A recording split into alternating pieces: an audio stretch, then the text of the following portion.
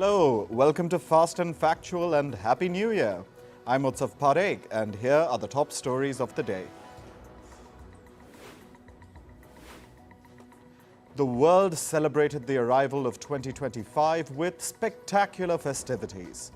India brought in the new year with tradition and glamour. Devotees flocked to decorated temples across cities to mark the start of 2025. In the US, people gathered at Times Square in New York to celebrate New Year's Eve. In Paris, the Eiffel Tower was lit up amid the celebrations. Germany's capital, Berlin, transformed the Brandenburg Gate into a party hub.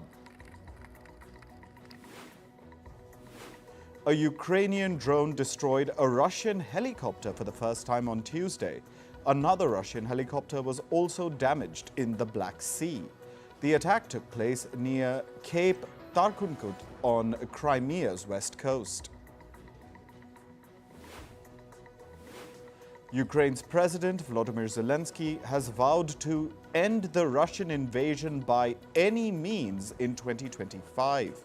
Zelensky said that he believes the US will stand with Ukraine to achieve peace. US President Joe Biden recently announced about $6 billion in military and budget aid for Ukraine. But Kyiv remains uncertain about future financial support once Donald Trump returns to the White House.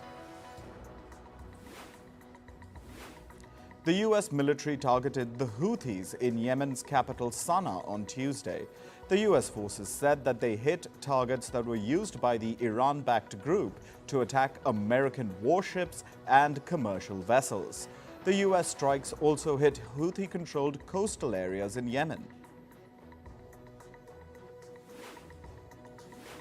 Meanwhile, the Houthis say they fired 2 missiles at Israel on Tuesday.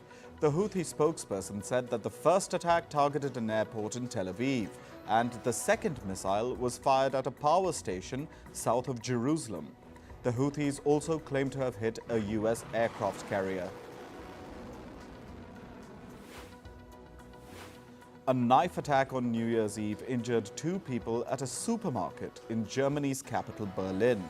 Some shoppers pounced on the attacker and restrained him until the police arrived and arrested him. The suspect was identified as a Syrian national with Swedish residency. German authorities reported potential signs of mental illness and have ruled out terrorist motives.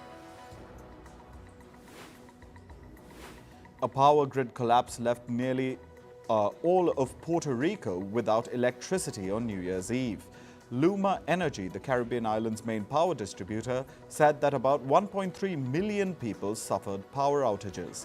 The power company said that there was a failure in an electric line at a power plant, and that is what caused the mass blackout.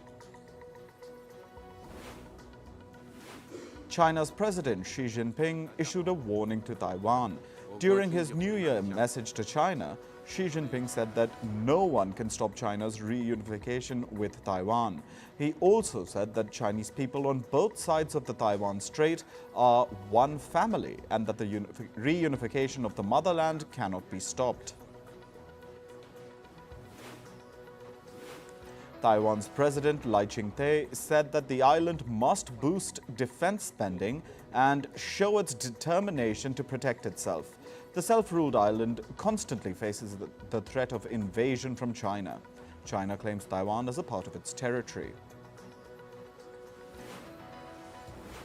China has refuted accusations by the US over the hacking of the US Treasury Department's systems.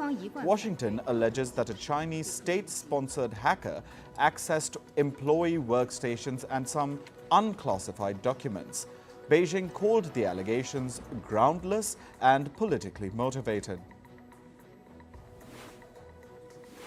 South Korea's acting president, Choi Sang-mok, says that he will appoint 2 constitutional court justices on an urgent basis. Finance Minister Choi became South Korea's acting president last week. This was after the impeachment of Prime Minister Han Duck-soo. Han was serving as acting president after former President Yoon Suk-yeol was impeached. This was after Yoon tried to impose martial law on December 3rd. Han was then impeached for refusing to appoint justices. Thousands of people rallied in Bangladesh's capital Dhaka ahead of the new year. The demonstrators demanded the death penalty for ousted Prime Minister Sheikh Hasina. The protesters hold Sheikh Hasina responsible for the hundreds of deaths that took place during the mass uprising against her government last year. The Awami League leader fled to India after her ouster in August 2024. Clashes broke out between the Pakistani police and protesters in Karachi on New Year's Eve. The police attempted to disperse sit-ins staged by activists from a Shiite religious political party. The demonstration was in response to sectarian clashes in northern Pakistan, which have killed hundreds. The police used tear gas and batons on the protesters. In response, the protesters hurled stones at security officials. Moving to climate news now, Milan introduced a strict outdoor smoking ban. This targets public areas to curb pollution and protect public health. Smokers face hefty fines, with the city citing environmental and health concerns. Some residents criticized the measure as excessive. Others supported it as a necessary step against pollution. Extreme weather forecasts forced the cancellation of Edinburgh's iconic Hogmanay celebrations.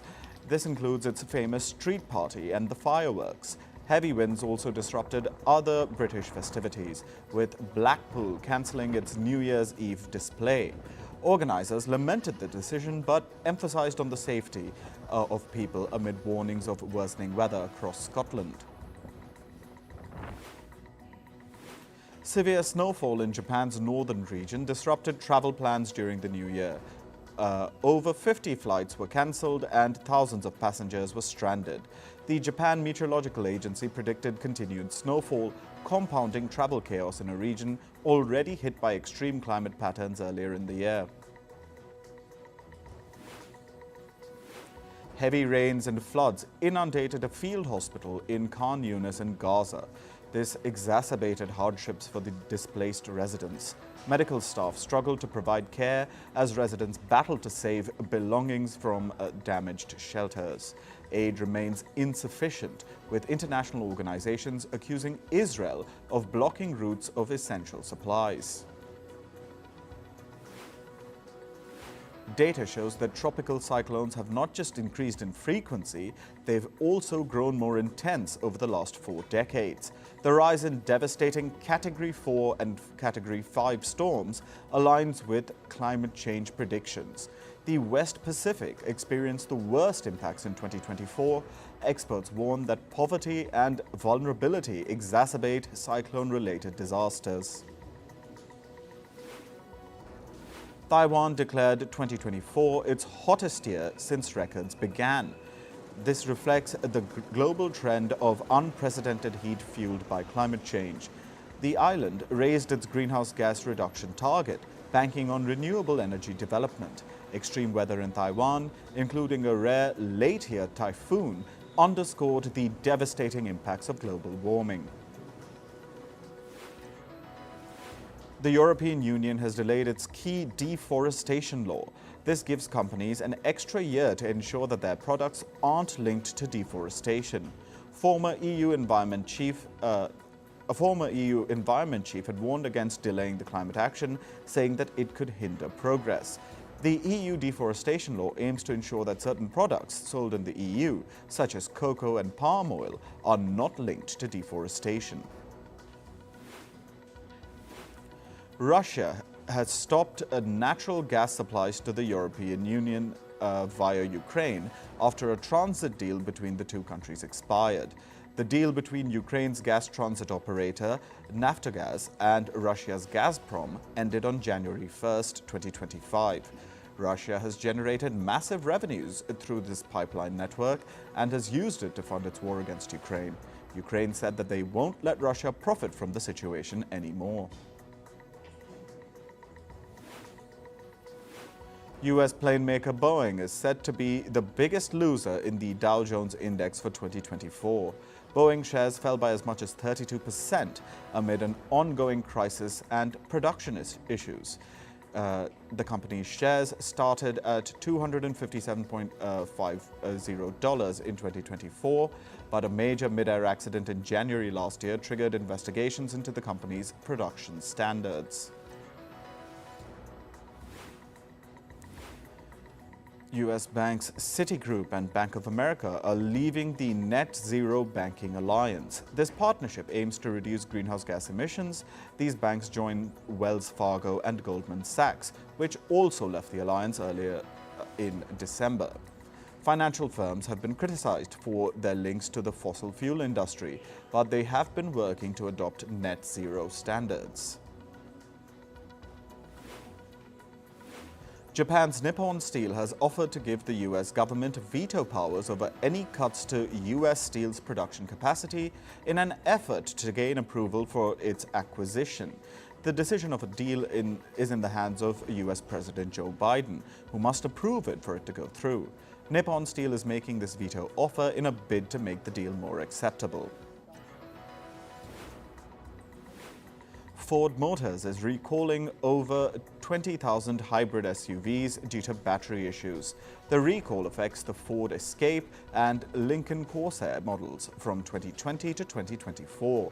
A defect in battery cells could cause short circuits or a complete battery failure. The recall was announced by the US federal agency, the National Highway Traffic Safety Administration. Mexico's tax authority, the SAT, introduced new tariffs to improve surveillance on goods from Asia. The measure could potentially affect online retailers like Shein and Temu. Goods entering Mexico via courier from countries without an international treaty will face a 19% duty. Mexico does not have an international treaty with China, where Shein and Temu are based. Mexico's peso fell by nearly 23% in 2024. It ended at 20.82 pesos against the US dollar on the final day of trading in 2024. It's the biggest drop of the currency since 2008. The peso had made steady gains early in the year, followed by a sharp decline after June's elections. This drop is the peso's worst performance against the US dollar since the 2008 global financial crisis. The cryptocurrency Bitcoin's price more than doubled in 2024, hitting $100,000. People are optimistic about less regulation, especially with Donald Trump returning to the White House. Bitcoin's rise and Ether's jump helped the entire crypto market reach a $3.5 trillion evaluation. Analysts believe that Bitcoin and other cryptocurrencies will keep growing in 2025. A South Korean man, Do Kwon, who's blamed for a $40 billion crypto crisis, has been sent to the US for trial. Kwon ran Terraform, which lost billions when its coins Terra USD and Luna collapsed in the year 2022. The US accuses Kwon of causing the collapse and running a multi-billion-dollar fraud. Kwon fled South Korea after an arrest warrant was issued against him. Inter Miami and Argentina captain Lionel Messi have launched an initial public offering for his real estate investment trust in the Spanish market. The company owns 7 hotels, commercial real estate properties and houses. Ross Tower is valued at $232 million and the share price was about $59.73 on opening day. Moving to sports news, we'll start with cricket. Indian head coach Gautam Gambhir reportedly wanted veteran batter Cheteshwar Pujara in the test squad for the Border Gavaskar Trophy. According to a report, Gambhir's suggestion was turned down by the selectors. The report comes after India lost the 4th test of the Australia series. India trailed the 5-match series 1-2. Australia are worried about Mitchell Starc's fitness ahead of the 5th test of the series against India. The left-arm pacer was struggling with a torso pain during the Boxing Day test. The hosts are awaiting an update on Stark's latest scans before taking a final call on his availability for the fifth test. In football, West Ham captain Jarrod Bowen suffered a thumb injury. The Englishman was injured during West Ham's clash with Liverpool on December 29th. The 28-year-old said that he has tried to play after sustaining the injury. Bowen expressed optimism for his recovery and said that he's looking forward to getting back to the field as soon as possible. Former Manchester United star Wayne Rooney stepped down as the manager of Plymouth Argyle yesterday. Rooney served as Plymouth's manager for just 7 months. This comes as Plymouth suffered a 2-0 defeat against Oxford on December 29th. Rooney leaves the club at the bottom of the championship table. The last 3 teams on the table will be relegated to a lower category. Real Madrid held a public practice session on New Year's Eve at a stadium in the Spanish capital, Madrid. Thousands of fans packed the Alfredo Di Stefano Stadium in Madrid yesterday. The traditional year-end event saw Real Madrid star Jude Bellingham giving a bear hug to a young fan. The heartwarming moment had the child tearing up with joy. In tennis, Paris Olympics bronze medalist Gabriela Dabrowski said that she played through the 2024 season after she had been diagnosed with breast cancer in April. Dabrowski's season was marked by milestones despite her cancer diagnosis. In July, the Canadian made it to the women's doubles final at Wimbledon, along with New Zealand's Erin Routliffe. In the Paris Olympics, the 32-year-old won the mixed doubles bronze medal along with her Canadian teammate, Felix Auger-Aliassime. Novak Djokovic confirmed that Andy Murray will be in Melbourne to coach him during the Australia Open. Djokovic added that Murray is skiing as part of his New Year celebrations. The Serb said, and I quote, "I hope he doesn't get injured skiing before he comes to Melbourne." Responding to Djokovic's injury comment, Murray shared a video of himself skiing. The Englishman replied that he's taking on some huge slopes, but with no injuries. In chess, Norway's Magnus Carlsen and Russia's Ian Nepomniachtchi shared the World Blitz Championship title. After their 4th clash in the tournament, the score was level at 2-all. Both the players decided to share the title instead of going for a tiebreak. Russian Grandmaster Daniil Dubov lost a match at the World Rapid and Blitz Championship, and the reason was rather unique. He accidentally fell asleep and failed to show up on time. Dubov was scheduled to face Hans Niemann, who accused the Russian of purposefully skipping the match out of cowardice. India's Vaishali Rameshbabu clinched a bronze medal in the women's category of the World Blitz Championship. The 23-year-old defeated a Chinese player 2.5 to 1.5 in the quarter-finals before losing in the semis. The Indian Grandmaster Vishwanathan Anand congratulated Vaishali and hailed 2024 as a significant year for chess in India. In entertainment news, Justin Baldoni has filed a $250 million lawsuit against the New York Times. He's accusing the publication of misrepresenting text between him and Blake Lively to paint him in a sinister light. The controversy stems from a December expose alleging that Baldoni entered Lively's makeup trailer uninvited, including when she was breastfeeding. Baldoni's lawsuit claims that the NYT cherry-picked and altered communications to craft a misleading narrative. Actor Kate Beckinsale has thrown her support behind Blake Lively, who's embroiled in a legal battle with It Ends With Us director Justin Baldoni.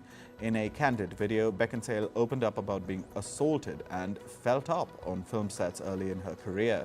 Sharing her experiences, Beckinsale revealed that she was insulted and called vile names when she voiced her concerns to colleagues.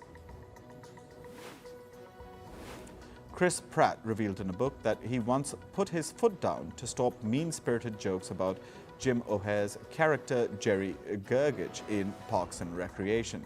Pratt shared that while the humor was a cornerstone of the show, some jokes crossed the line. He said, and I quote, "I'm not a fan of mean for the sake of being mean." In a Netflix special, A Beautiful Mind, Michelle Buteau took aim at Dave Chappelle for his controversial jokes about the transgender community. Buteau emphasized that comedy can tackle complex topics without disparaging marginalized groups. She urged comedians to put in the work to craft inclusive humor. Ariana Grande closed out 2024 with a heartfelt Instagram post celebrating a new year of art and heart. Highlights included the release of her chart-topping album Eternal Sunshine and her role in the record-breaking Wicked adaptation. Sharing personal moments with friends and family, Grande thanked fans for their unwavering support. After facing body-shaming comments on social media, Sanaa clapped back, explaining why she's distanced herself from public platforms. In a now-deleted post, she shared how the pandemic affected her mental health and appearance. She wrote, and I quote, "You all say weird stuff like this and wonder why I don't feel comfortable anymore." Britney Spears couldn't contain her pride after reuniting with her son Jaden James for Christmas. Sharing photos of the 18-year-old, Spears called him a genius whose music shakes the earth. The heartfelt post marked a rare glimpse into the Spears' private life. The pop icon concluded her post by writing that her son Jaden James is hers forever.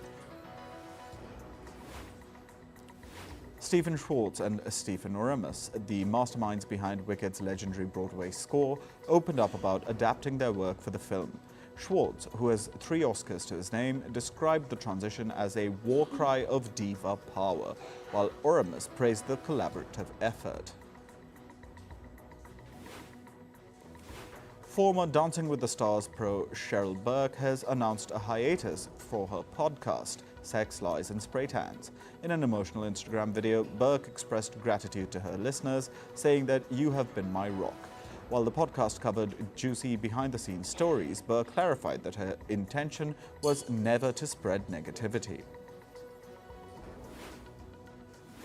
The American rock band Primus kicked off their New Year's Eve celebration with a bang. They marked their first performance since longtime drummer Tim Alexander's departure. Brian "Brain" Mantia, who previously drummed for the band, returned to the kit for the Oakland show. The night featured hits spanning decades and left fans eager to see who will officially take Alexander's place. That's all for the show today. Happy New Year again, and stay tuned to First Post.